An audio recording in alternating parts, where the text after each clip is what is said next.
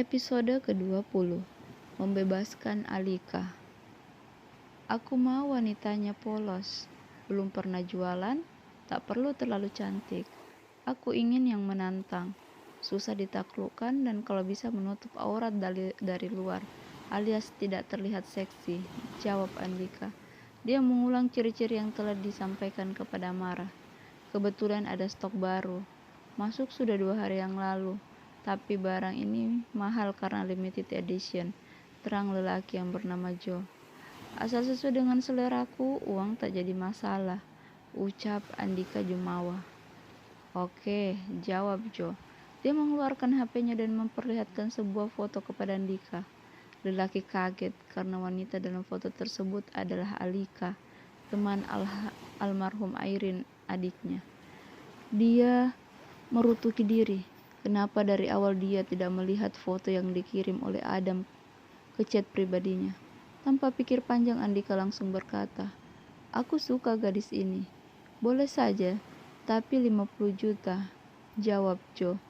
Andika tak begitu kaget. Bahkan jika harus membayar 100 juta pun dia sanggup, walaupun itu bukan istri Adam. Dia tak yakin kalau Alika dengan sengaja menjual dirinya. Dia tahu memang kehidupan gadis itu sangat kekurangan.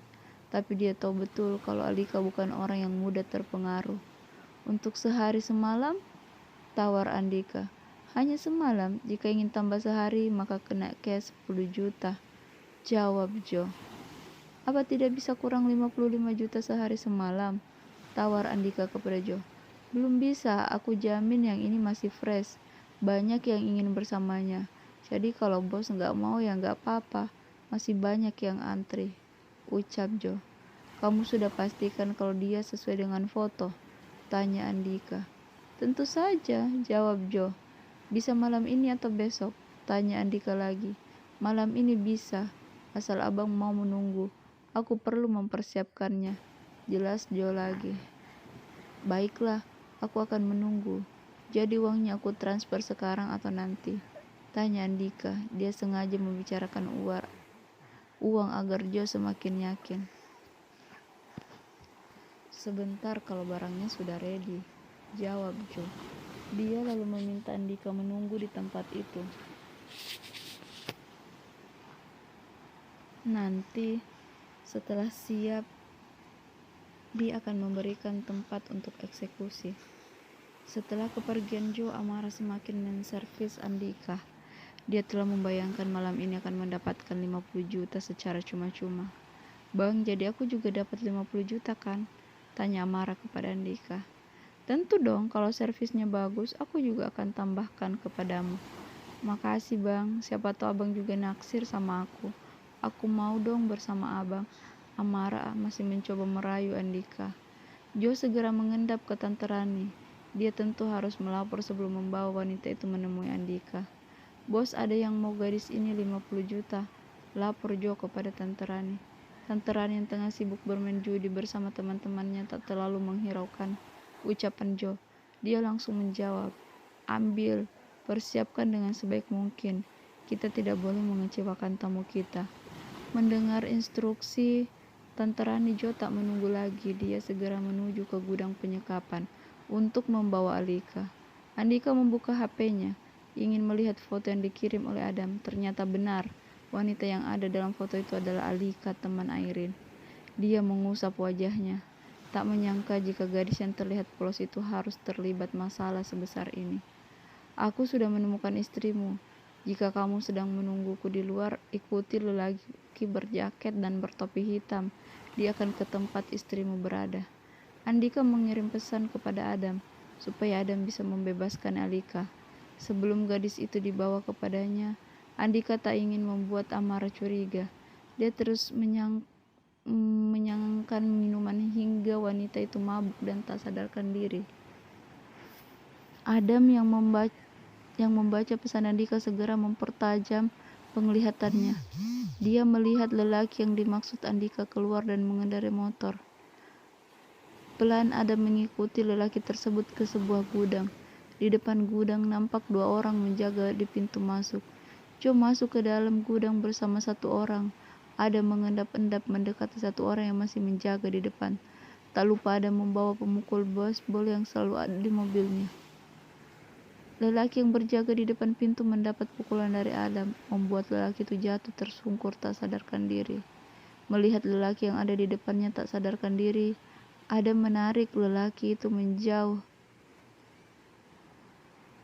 dari pintu masuk. Dia mencari sesuatu yang akan dipakai untuk mengikat lelaki itu.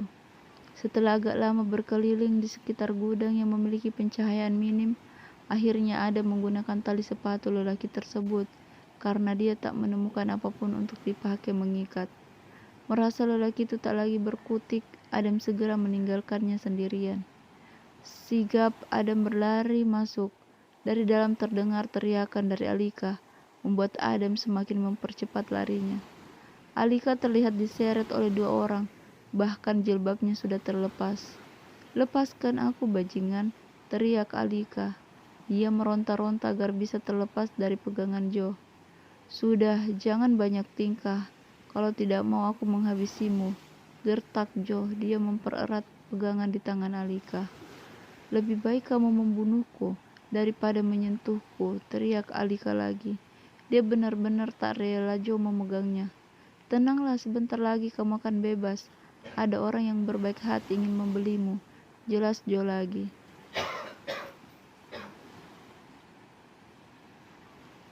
Kata-kata Joe malah membuat Alika semakin takut, hingga meronta semakin kencang. "Berhenti meronta atau kuhabisi kamu," teriak teman Joe yang satunya.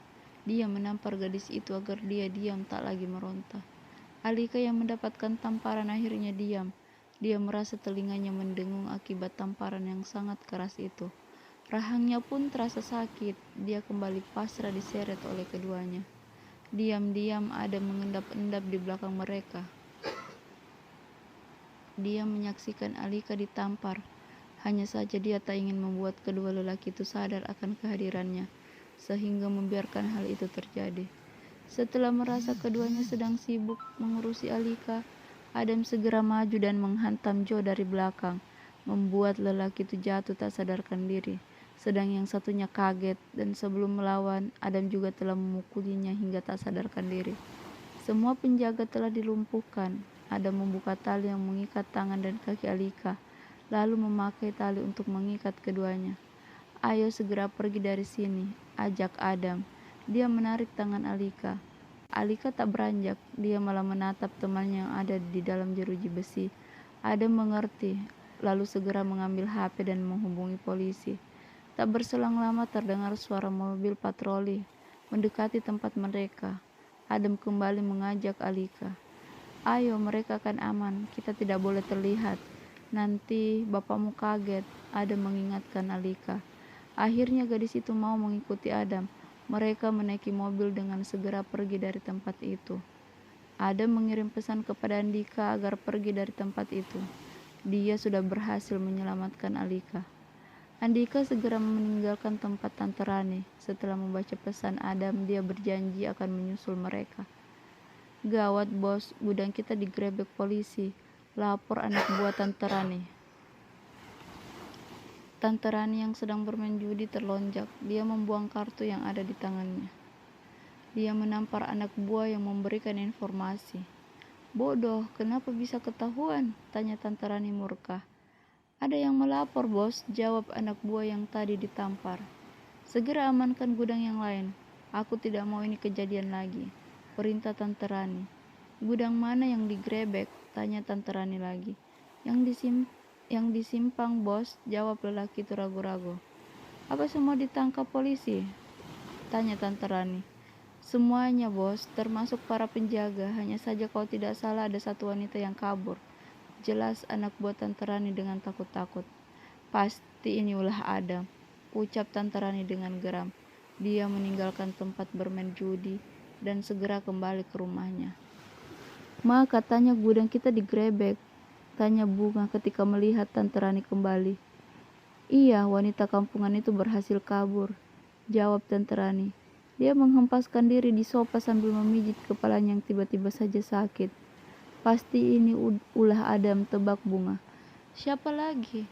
Aku harus memberi anak bandel itu pelajaran." Aku rugi banyak karena ulahnya, ucap Tante Rani. Dia begitu geram kepada Adam.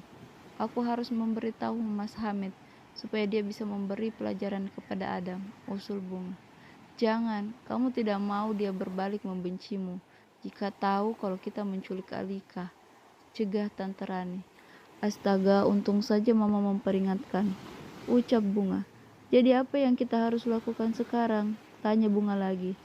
Mama akan menyingkirkan Adam untuk selamanya, jawab Tante Rani. Caranya? Tanya Bunga. Dia memandang serius ke arah wanita itu.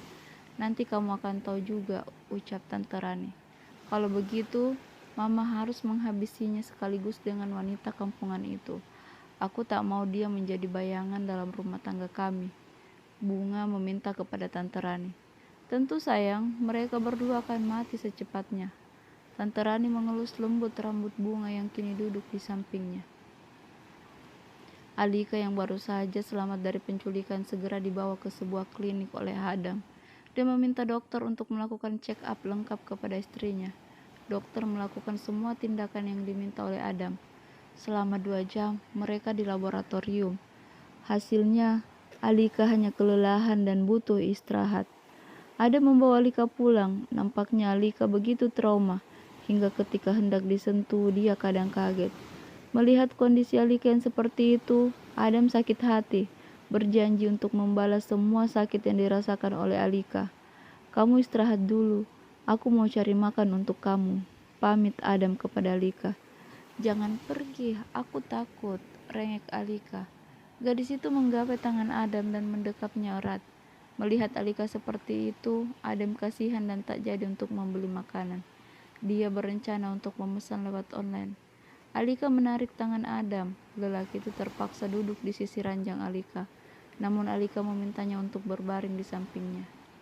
Tanpa Adam duga, Alika memeluk Adam, membuat lelaki itu seperti berhenti bernapas karena kaget. Jangan pergi, aku takut. Mereka jahat, raco Alika. Aku gak akan pergi, aku akan di sisimu, balas Adam. Dia membelai lembut rambut hitam Alika hingga membuat gadis itu terlelap. Tanpa terasa, Adam pun ikut terlelap di samping Alika.